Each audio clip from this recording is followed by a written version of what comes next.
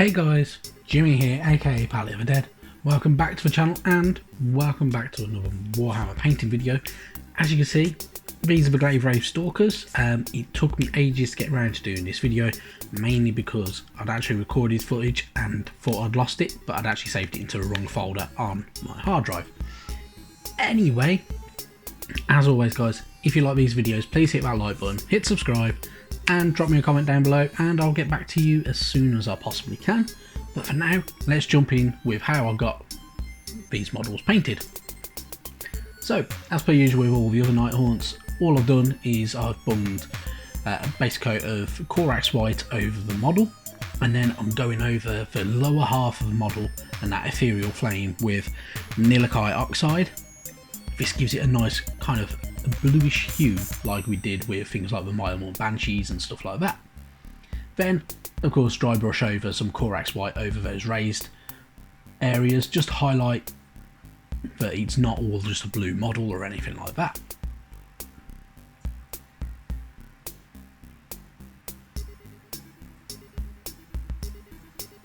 Then what I'm doing is I'm going over the top half of the model, that top kind of cloak, with Night Haunt Gloom. Now what you want to do is, because this does layer quite thin, I've done this multiple times to get a nice decent layer. So you can just go straight out of the pot, and this is of course one of the predecessors to contrast paints, and yeah, you might just want to, if you want a darker look, go over it a handful of times once it's dry and stuff like that. Then, because silver doesn't take to white paint very well, all I've done is I've used some Mechanica Standard Grey over the blade of the weapon that he's carrying, before I put on the layer of Ironbreaker that is currently going on right now. While that Ironbreaker is waiting to dry, all I'm doing is I'm painting that haft of the weapon over using Dryad Bark. The way I'm doing it and the way I've done it is, this is a single layer of paint, there is no edge highlighting, there is no dry brushing or anything like that, so it works quite well, but there will be a shade going over it later. Now all I'm doing is, at the very bottom of the screen apparently, using some Ashabti bone over the skull of this creature, and that gives that skull a nice kind of off-white kind of colour.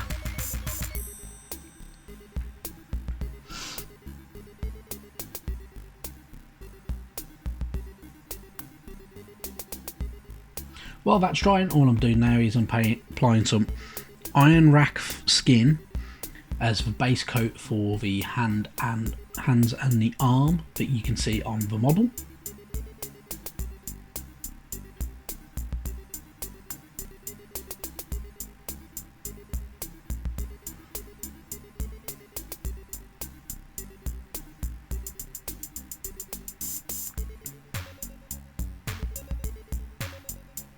Now that the skull's dry, going over with some Seraphim Sepia.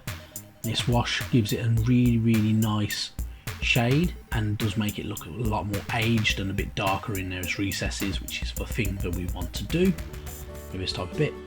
If you put too much of a shade on, just make sure your brush is clean and dry and just go back over it again and you'll be absolutely fine, and you'll be able to soak some of it back up.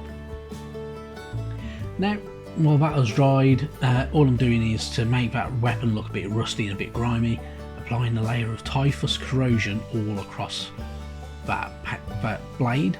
This gives it a nice kind of grainy look when it dries, and it looks really grimy and dirty and horrible. And now, for that haft of a weapon, to give it some darkness to it, all I'm doing is applying a shade of Nuln Oil.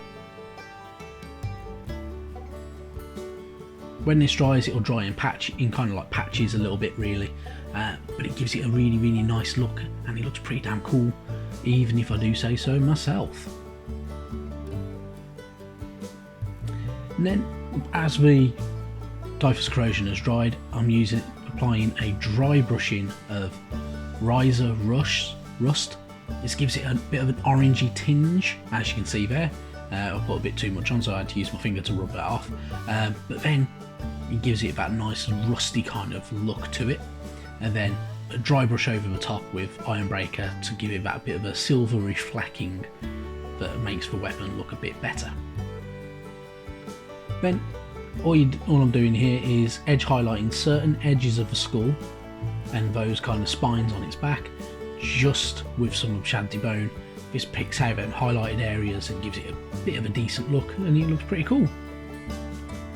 And then, last but not least, those raised edges on that top piece of his kind of cloak.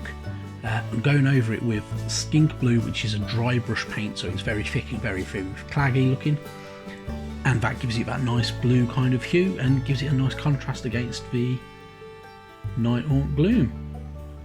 And that is it, guys. Fairly simple, fairly easy to do. It's up to you if you want to do it that way or if you want it to have a flow with your chain rasps. Either way, you can't go wrong. Very simple stuff, and very cool looking. They look quite grimy, they look quite freaky, they look quite cool and a little bit different. I intend, with more Nighthaunt models coming very soon, to do these do different things with different models. I don't want them to all look uniform because they're not the Stormcast from Mortal Realms magazine. These are Nighthaunt, they are supposed to look a bit different and they are supposed to stand out a little bit differently. And that is it, guys. As always though, if you've liked the video, please hit the like button, hit subscribe, and drop a comment down below. Let me know with what you're getting on with currently project wise. And as always, if you want to, you can find me on social media. You can find me on Instagram, the link is on the screen now. You can find me on Twitter, and you can even find me on Facebook with my Facebook page, where I sometimes show some painting stuff off. As always, guys, much appreciated that you watched it, and thank you very much, and I will see you in the very near future. Bye bye now.